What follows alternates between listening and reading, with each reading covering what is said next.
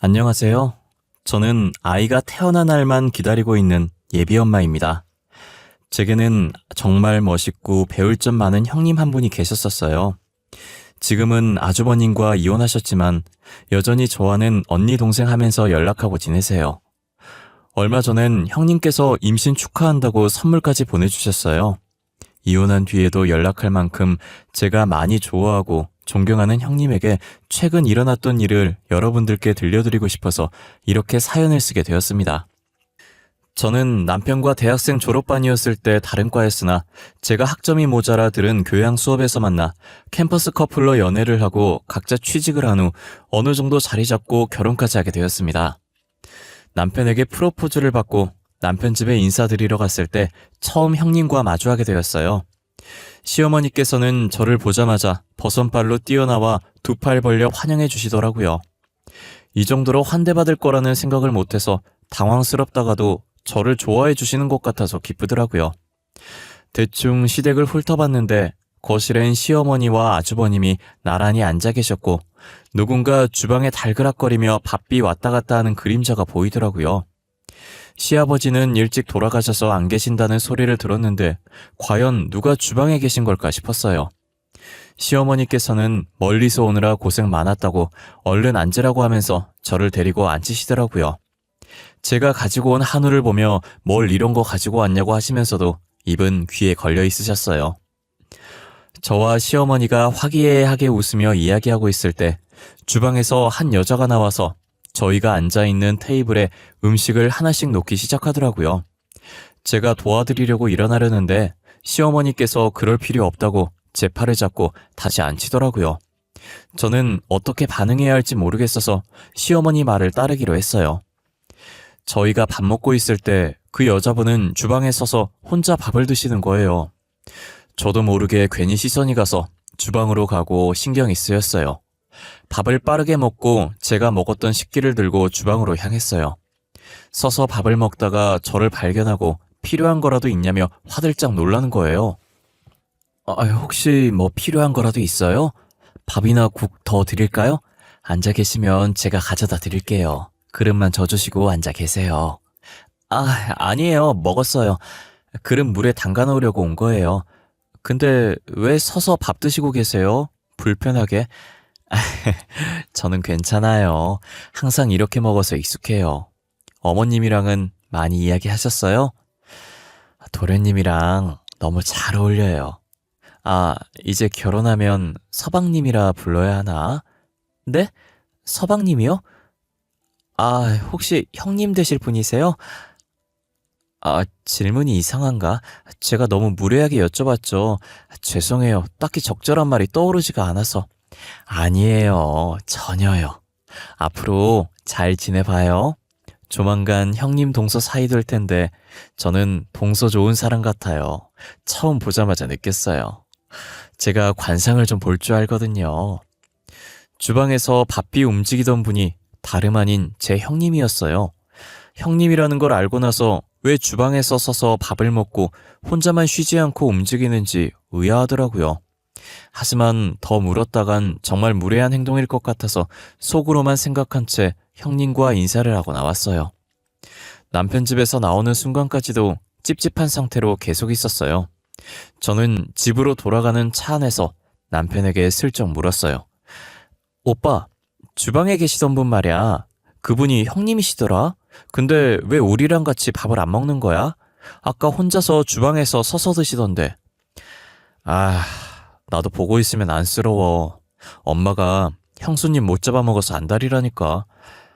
이게 이야기하자면 좀 긴데 형수님 집안이 못 살거든? 잠깐만, 형님 집안 못 산다는 이유로 저렇게 식모처럼 부려먹으신다고? 어쩐지 나를 그렇게 반기시더라. 나 이렇게 집안 보면서 차별하는 거 진짜 싫어하는 거 알지? 알지. 일단 들어봐. 형수님이 혼전 임신을 해서 형이랑 결혼한 거였거든. 집안 보면 반대하고 싶은데 아이 때문에 허락한 거야. 근데 결혼하고 얼마 안 지나서 유산을 한 거지. 형님이 유산을 했다고? 왜? 몸이 안 좋으셨던 거야? 아까 본 것처럼 그렇게 사람을 부려먹는데 몸이 나만 하겠어? 엄마가 유산시킨 거나 마찬가지지. 그 뒤로 구박이 더 심해졌어. 아무래도 애 때문에 결혼 허락한 거니까. 진짜 불쌍해 죽겠어. 아니, 임신한 사람을 부려먹었다고? 오빠한테는 어머님 욕하는 것 같아서 미안하지만 같은 여자로서 참을 수가 없어. 어머님 진짜 너무한 거 아니야? 알고 보니 형수님은 아이를 가지는 바람에 아주버님과 결혼을 하게 되었는데 시어머니께서 시집살이를 시켜서 무거운 짐을 들고 왔다 갔다 하다가 유산을 하게 된 거예요. 가뜩이나 못 사는 집안이라 마음에 안 들었는데 결혼의 원인이었던 아이도 없어지니 시어머니께서는 형님을 무자비하게 구박을 하기 시작한 거죠. 저는 집안도 부유하고 직장도 좋은 곳 다니니 그렇게 버선발로 나와서 환대를 해주신 것이었고요. 잘 사는 저를 며느리로 맞이한 뒤부터는 형님을 괴롭히는 정도가 더 심해졌어요. 저는 친정 아버지께서 해준 신혼집에서 분가를 해서 시집살이를 당하지 않았어요. 시어머니께서는 시댁에 안 와도 된다고 했지만 형님이 걱정돼서 자주 방문하려고 노력했었어요.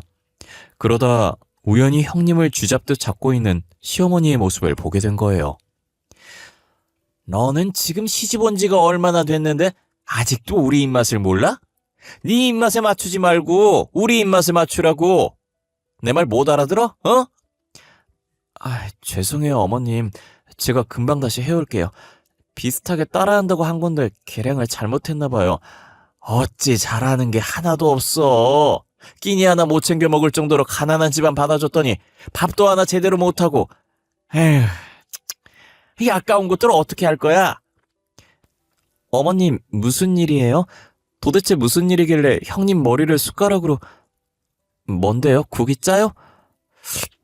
아닌데, 맛만 있는데. 뭐가 문제인데요? 어머, 우리 막둥이 언제 왔어? 아유, 막둥이 입에 맞나 보네. 그럼 그냥 먹을까? 공주님은 주방에 들어오는 거 아니에요. 나랑 거실에서 TV나 보자꾸나. 그네, 너는 얼른 빨리 상 차리고. 아니에요 어머님. 저는 형님 도와드리고 같이 나갈게요. 제가 음식을 잘 못해서 형님한테 배울 것도 있어서요. 어머님 먼저 나가 계세요. 그러니? 하긴 너는 친정에서 가정부가 다 해줬으니까 요리를 한 번도 못 해봤겠구나. 그럼 나 먼저 나가 있으마. 너는 우리 막둥이한테 잘 가르쳐줘. 알겠니?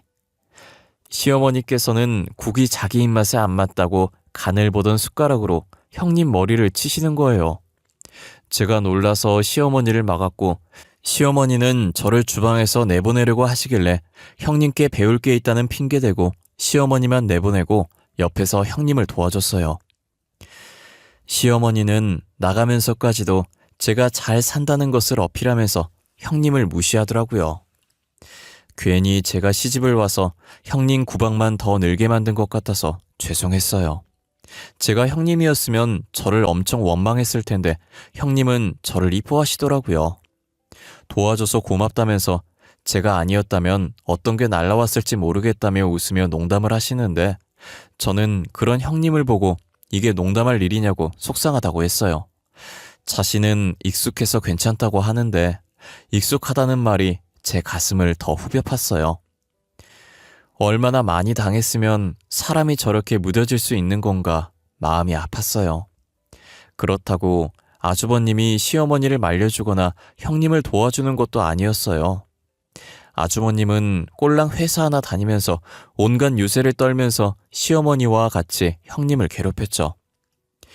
형님을 식모처럼 부려먹는 게 시어머니랑 별반 다를 바가 없었어요.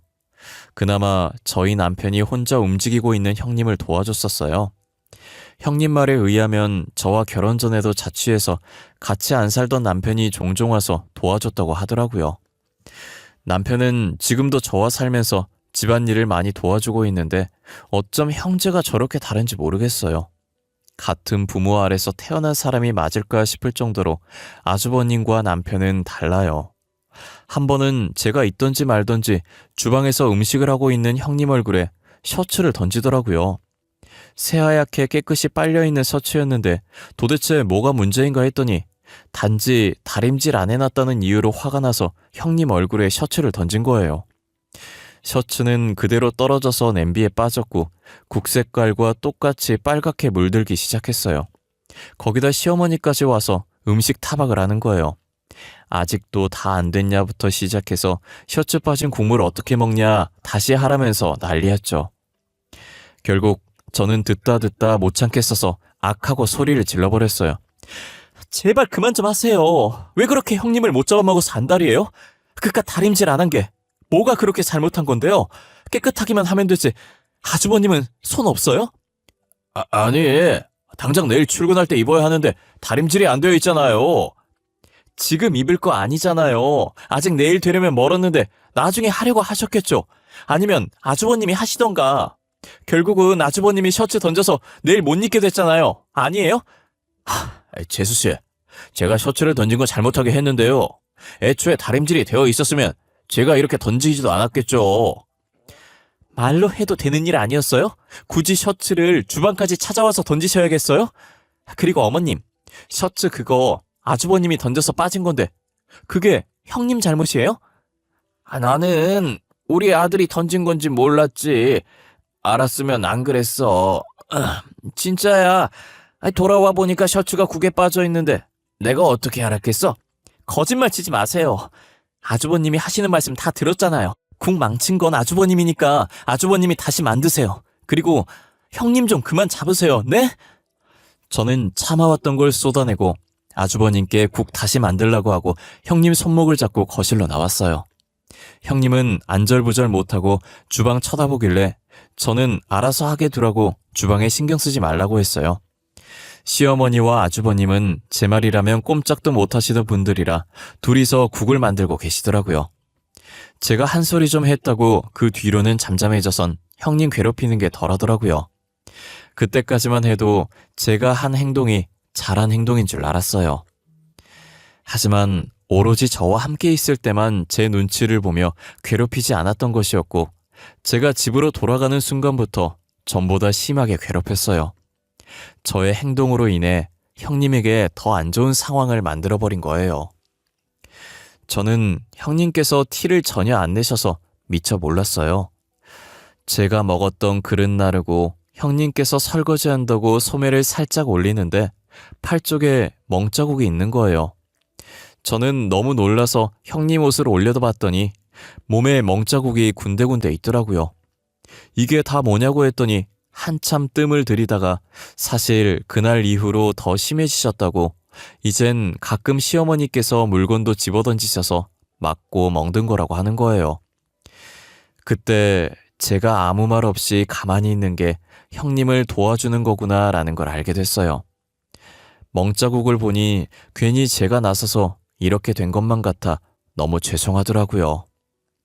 형님은 괜찮다고 그날 자기 대신 소리 질러줘서 고맙다고 속이 시원했다고 하는 거예요. 동서, 나는 괜찮아. 진짜야. 그날 나 대신 동서가 소리 질러줘서 고맙던데 내 속이 다 시원하더라니까. 그러니까 너무 미안해하지 마. 어떻게 그래요? 저 때문에 더 심해졌는데 제가 괜히 나서가지고 형님만 더 안 좋게 만들었어요. 어떡해요. 진짜 너무 죄송해요. 이렇게 될 줄은 정말 몰랐어요. 나 진짜 괜찮다니까. 나도 솔직히 소리 지르고 싶었거든. 근데 동서도 알잖아. 내가 소리 지르면 얼마나 욕을 하시겠어. 고민하고 있었는데 대신 질러줘서 너무 고마워. 그래도 제가 미안한 표정을 지으며 고개를 숙이자 형님은 제 손을 꽉 잡으면서 살짝 웃으셨어요. 그러더니 저희 남편이랑 하는 짓이며 성격이며 비슷한 게 끼리끼리 잘 만났다고 하시더라고요. 제 남편도 몇 번이나 그만하라고 했었고 항상 미안한 표정으로 형님을 본다는 거예요. 어쩜 똑 닮은 사람끼리 만났냐며 그런데 이런 표정이 더 힘 빠진다고 그냥 웃어달라고 하더라고요. 무슨 행동을 하던 형님은 구박받고 저는 이쁨 받는 이 상황에서 제가 어떻게 웃어주냐 말이에요. 그래도 자기 보고 웃어달라는 형님의 말에 씁쓸한 웃음을 지어주었어요. 사람이 저렇게 착해도 되나 싶을 정도로 바보같이 착한 형님은 시어머니가 아파서 잠시 며칠간 입원했을 때도 병간호를 다 해주더라고요. 저 같으면 그간 시어머니께서 했던 행동들이 미워서 병간호 못 해줬을 것 같은데 말이에요. 시어머니는 아파서 병원에 입원해 있는 와중에도 심술은 여전히 고약하셨어요. 병원밥이 입맛에 안 맞을까봐 제가 점심시간에 잠시 음식을 싸들고 방문했었거든요. 병실 문을 열자마자 제 눈앞에 음식을 뒤집어 쓰고 바닥에 떨어진 음식을 치우는 형님이 보이는 거예요. 도대체 무슨 일이냐고 했더니 병원에서 나온 미역국에 소금간이 적게 되어 있어 그런지 맛이 없다고 다시 가져가서 소금을 더 넣어서 간 맞게 해달라고 했다는 거예요. 그래서 형님은 환자 한 명 한 명 다 맞출 수 없고 건강식으로 나온 거니 먹으라고 했나 봐요. 시어머니는 그 말에 화가 나서 먹던 식판을 형님에게 부은 것이었어요. 식판을 엎은 이유가 어처구니 없다 못해 정말 황당했어요. 병원 음식이 싱겁게 나오는 건 당연한 일인데 그게 형님 탓이 아니잖아요. 형님 말처럼 환자가 한두 명도 아니고 어떻게 한 명 한 명 입맛을 다 신경 쓰냐고요. 계속 참아야지 하다가 결국엔 못 참고 또 시어머니께 화를 냈어요. 그렇다고 이렇게 사람한테 음식을 붓는 몰상식한 행동을 해야겠냐면서요. 시어머니는 할 말을 잃고 어버버 하길래 그대로 형님 손목을 잡고 나왔고 제가 사온 음식도 시어머니한테는 아깝다는 생각에 그냥 같이 들고 나와버렸어요. 이대로 뒀다간 형님이 계속 식판 뒤집었을 것 같아서 제 돈으로 간병인을 고용해서 시어머니가 퇴원할 때까지 형님을 쉬게 했어요. 며칠 뒤 시어머니는 퇴원하고 나서도 형님을 괴롭히는 건 여전했어요. 그러다 형님이 임신을 하게 됐고 성별도 알 수 있다고 해서 확인했더니 아들이라고 했대요. 저는 아들이라고 하면 시어머니께서 좋아할 줄 알았는데 형님이 임신을 하든 말든 안중에도 없더라고요. 그러더니 저를 보며 활짝 웃으면서 언제 손잡을 수 있냐고 하시는 거예요.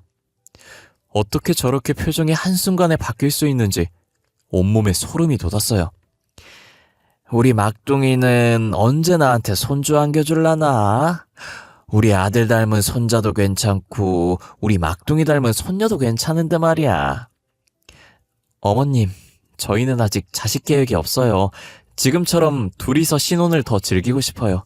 아이 생기면 놀러도 자주 못 가고 자유시간도 사라지니까요. 아, 그래? 그래도 결혼한 지 2년이나 됐는데. 2년이면 아직 신혼이긴 하지. 아이 낳으면 내가 봐줄 테니까 나중에라도 꼭 낳아줘야 한다. 응? 알겠지? 저는 만약 아이를 낳게 되면 친정에 맡길 생각이었지만 시어머니가 너무 부담스럽게 쳐다보셔서 떨떠름한 표정으로 대충 알겠다고 답하고 말았어요. 형님의 임신 소식을 듣고 제가 더 신경을 써야겠다는 생각을 했어요. 저번에도 시어머니께서 시집살이 시켜서 유산됐는데 이번에도 그렇게 안 되리라 장담할 수 없었거든요. 하지만 회사 때문에 제가 출근해서 없는 시간엔 형님을 지켜드릴 수가 없었어요. 혹시나 무거운 거 들 일 있으면 가만히 놔두려고 최대한 민기적거리면서 시간 끌어주면 퇴근해서 제가 하겠다고 형님께 말씀드려 놨었어요. 몇 번 그렇게 하니 시어머니께서 눈치를 채셨는지 당장 하라고 닥달을 하기 시작했다는 거예요. 이 정도면 유산시키려고 일부러 그러는 거라는 생각밖에 들지 않았어요. 그래도 다행히 형님과 아이가 잘 버텨주고 있더라고요. 형님은 아무 생각하지 않고 태어날 아들 생각만 하기로 했어요. 아직은 8주차라 배가 튀어나올 정도로 큰 아이는 아니었지만 그래도 형님은 이 조그만 아이에게 의지가 많이 되는 것 같더라고요. 아무래도 자기 핏줄이니 이 아이가 유일한 자신의 편이라는 생각이 드나 봐요. 하지만 형님은 전생에 무슨 죄를 얼마나 지었길래 하늘이 이러시는지 며칠 지나지 않아서 고된 시집살이 때문에 스트레스를 받아서 형님이 또 유산을 하게 됐어요. 한 번 유산을 경험했던 사람은 또다시 유산할 확률이 크고 나중엔 습관처럼 하게 된다고 하더라고요. 유산을 한 적 있던 형님은 더 조심했어야 했는데 끝이 없는 집안일 때문에 쉬지도 못하고 시어머니랑 아주버님이 옆에서 계속 괴롭히니 스트레스가 최고치로 올라 유산을 할 수밖에 없었어요. 병문안을 가니 형님 꼴이 말이 아닌 게 같은 여자로서 마음이 너무 안 좋았어요. 출산한 거나 마찬가지인 몸이라 형님이 미역국을 먹어야 했었어요. 계속 안 먹으려고 하는 걸 제가 억지로 먹여서 겨우 한술 뜨고 있었죠. 그런데 시어머니께서 뒤늦게 오셔서 또 형님 속을 박박 긁고 계시더라고요. 너는 우리 손자 죽이고 미역국이 입으로 잘 또 들어가니? 아유, 나 같으면 진작에 애 따라 죽었어. 한 번도 아니고 두 번이나 애를 죽여? 어머님, 가뜩이나 힘든 사람한테 왜 그렇게 말씀하세요? 형님은 유산 하고 싶어서 한 거예요? 아니잖아요. 지금 누구보다 힘든 사람이 형님이에요. 나는 그저 장남 닮은 손자 기대했는데 이렇게 되니까 그럴 거지. 막내 너는 왜 계속 저 못된 거 편만 드는 거야? 나도 속상해서 그랬어, 속상해서. 속상해서 그랬다고요? 속상하다고 사람 면전에 대고 그렇게 막말하는 사람은 없어요, 어머님. 제가 왜 형님 편만 드는지 잘 생각해 보세요. 그동안 어머님께서 형님한테 한 행동들 생각해 보시라고요. 제 말에 시어머니는 기가 찬다는 듯 허참 이런 소리 내면서 궁시렁거리고 있었고, 저는 남편한테 손짓으로 시어머니 데리고 나가라고 했어요. 형님은 아무 말도 못하고 눈물만 흘리면서 미역국을 먹는 둥 마는 둥 했어요. 형님께서 이거 다 먹을 때까지 안 나갈 거라고 하니 다시 숟가락을 들어서 억지로 먹더라고요. 아이 잃은 것도 슬픈데 시어머니까지 저렇게 난리치니 얼마나 서럽겠어요. 저는 더 이상 형님에게 힘든 일이 안 생겼으면 좋겠다고 생각했어요. 차라리 형님이 아주버님과 이혼을 하는 게 더 행복하지 않을까 싶기도 했고요. 도대체 왜 이런 취급받으면서도 이혼을 하지 않는지 모르겠어요. 저였다면 당시 아이를 가지고 있었다고 해도 바로 이혼했을 것 같은데 말이에요. 그리고 저는 이제껏 형님이 화를 낼 줄 모르는 사람인 줄 알았어요. 화내는 방법이 뭔지 몰라서 그렇게 당하고 사나 했는데 형님도 화를 낼 줄 아는 사람이었더라고요. 형님에게만 왜 계속 이런 일이 생기는지 모르겠는데 형님 어머님도 병으로 병원에 입원하게 된 거예요. 가뜩이나 형편이 어려워서 감기 걸려도 병원에 안 가고 버티던 형님이셨는데 어머님 병원비를 댈 수 있는 처지일 리가 없었어요.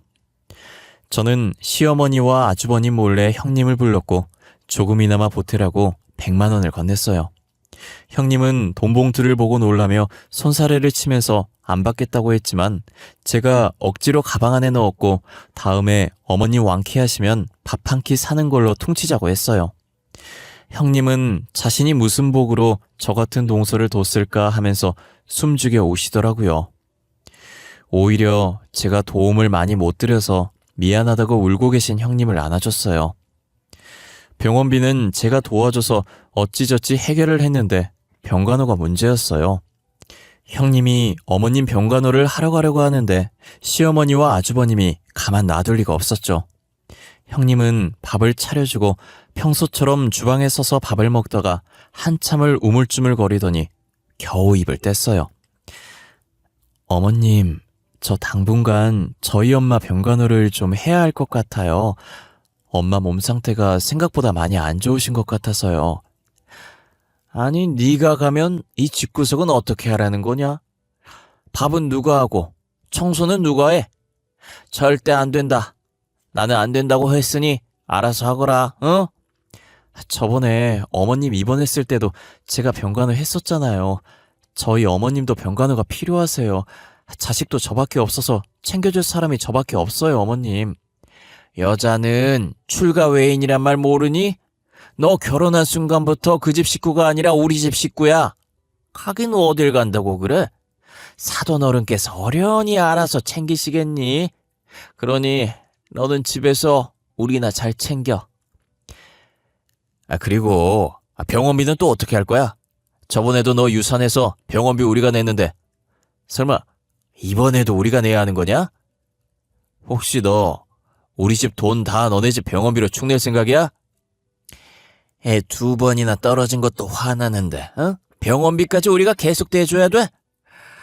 이래서 가난한 집구석을 받아주는 게 아니었는데. 에이. 집에서 식충이처럼 음식만 축내고 일도 안 하면서 맨날 첫날 아프대. 너네 가족 병원비 때문에 내가 돈을 못 모으는 거야. 에이씨, 내 돈 아까워 죽겠어. 형님의 눈이 붉어지면서 꽉 쥔 손을 부들부들 떨더니 그때였어요.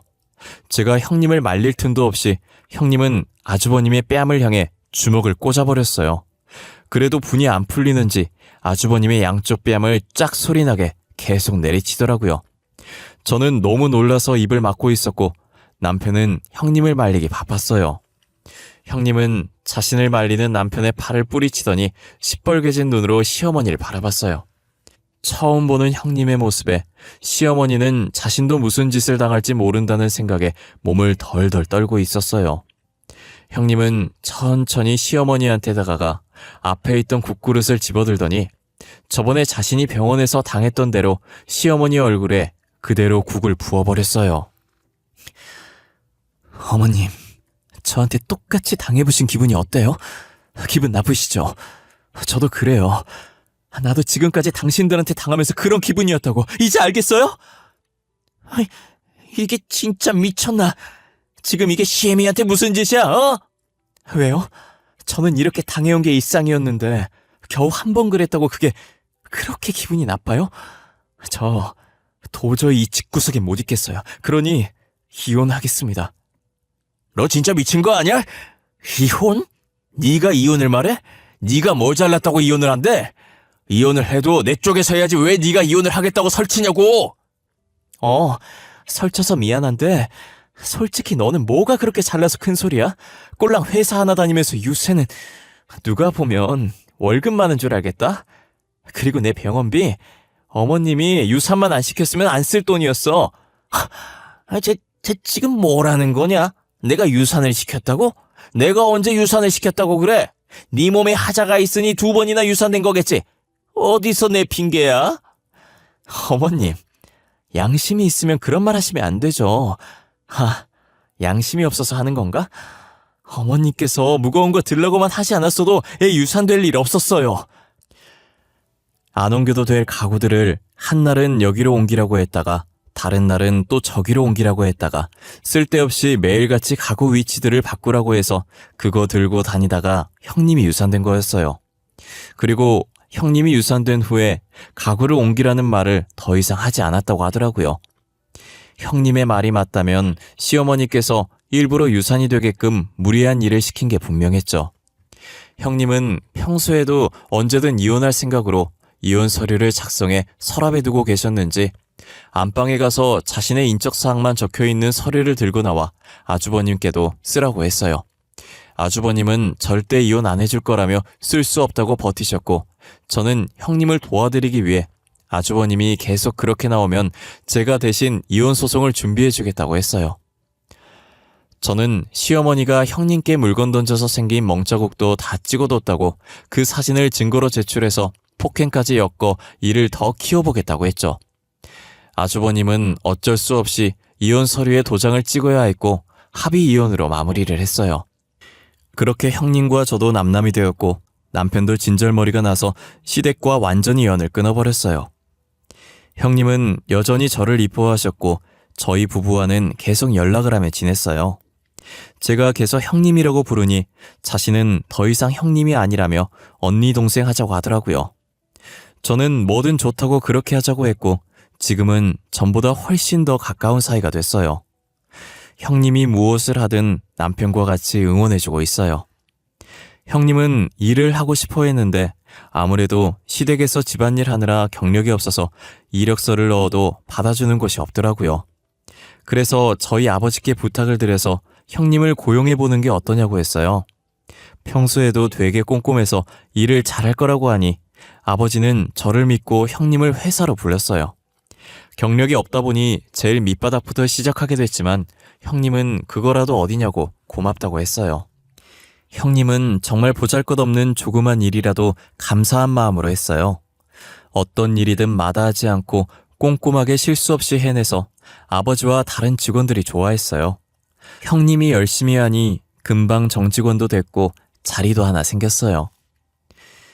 저는 형님이 빠르게 성장하는 모습을 보니 괜히 뿌듯하더라고요. 형님은 저 덕분에 회사에 들어오게 된 건데 제 얼굴에 먹칠할 수 없어서 더 열심히 했다고 하더라고요. 저는 형님이 그 마음 변치 않고 앞으로도 지금처럼 열심히 일하면서 잡생각하지 않고 계속해서 꽃길만 걸었으면 하는 생각이 들어요. 그리고 시댁 식구들도 자신이 그동안 무엇을 잘못했는지 뼈저리게 느꼈으면 좋겠네요. 지금까지 저의 긴 이야기를 들어주셔서 감사합니다. 여러분들은 시어머니처럼 행동하지 마시고 늘 주변 사람들과 행복한 나날들을 보냈으면 좋겠습니다. 그러면 이만 마치겠습니다. 감사합니다. 오늘도 좋은 하루 보내세요.